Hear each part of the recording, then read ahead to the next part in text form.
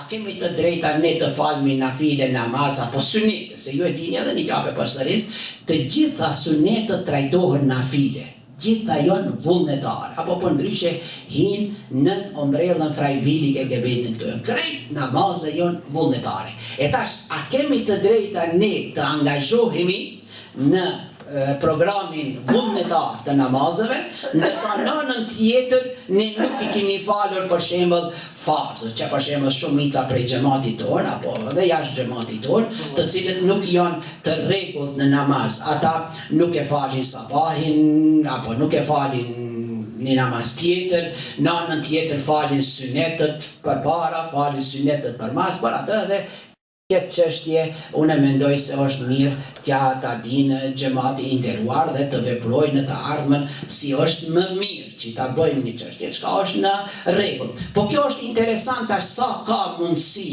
të mirë dhe si mund të qëndron përgjigja adekuate kushtuar kësaj çështje.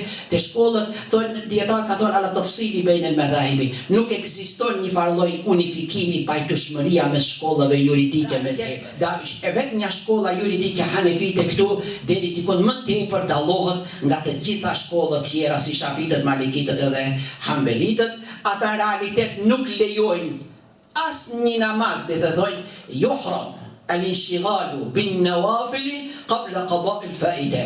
Do thotë ta është ndaluar edhe haram është të angazhohesh me namaze vullnetare para se me kompenzu namazin që t'ka piku, po kur t'heq detalje edhe ata të bëjnë përjashtime toleranca dhe dikun takohen me shkollën juridike hanefite thot nuk është pengesë, nëse nuk e ke fal një namaz dhe ato duhesh ta kompenzosh me shpejtësi, por ki të drejta më marr me disa namaze vullnetare, jo me të gjithë. Po me disa namaze vullnetare ki të drejta të mirësh para se me falën kazan, që për shembull sunën ratibe kanë thënë, këtu sunën ratibe I thojnë ato sunete të cilët lidhen me namazin farz.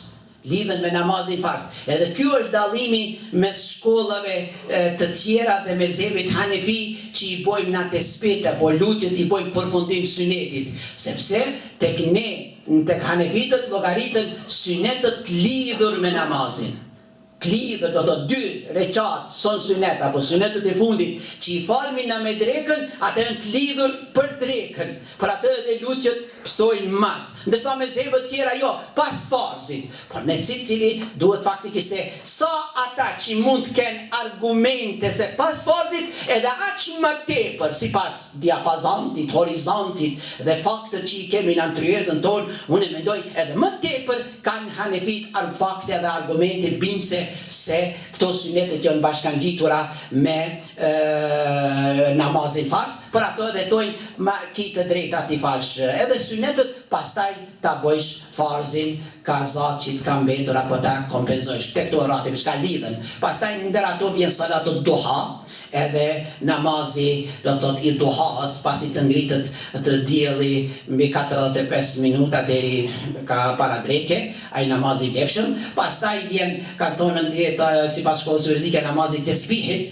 megjithëse këtë namazin e tesbihit e kontestojnë disa, por te ne në shkollën juridike hanefite ki të drejta një herë ta fash namazin e tesbihit, pastaj ta bësh kazan, pastaj edhe vjen te 4 recatët e drekës arbaun qabla dhuhri wa 6 ba'da al-maghribi, 4 recat para drekës dhe 6 recat pas akshamit, të cilët ne edhe si zakonisht ato ju e dini nuk I falmi, na falmi vetëm 3 recat farz dhe 2 recat sunet, po plus edhe 6, por ki të drejta do thot edhe kazana dhe kompenzimin me shty mas këtyre 6-ve. Kjo është te shkolla juridike hanefite, por edhe te mezhebet tjera deri dikun si thash. Megjithëse ata ndalojnë rrepsisht, po prap pash dikun kishte përjashtime këto synetet çka janë të lidhura me namazin, synetet e sabahit, e kështu me radhë. Krejt kanë namazin e bajramit e pashte, shkolla juridike, hambelite, edhe shumë disa që ki të drejta do thot para kazas ti falesh vëllezër të nderuar.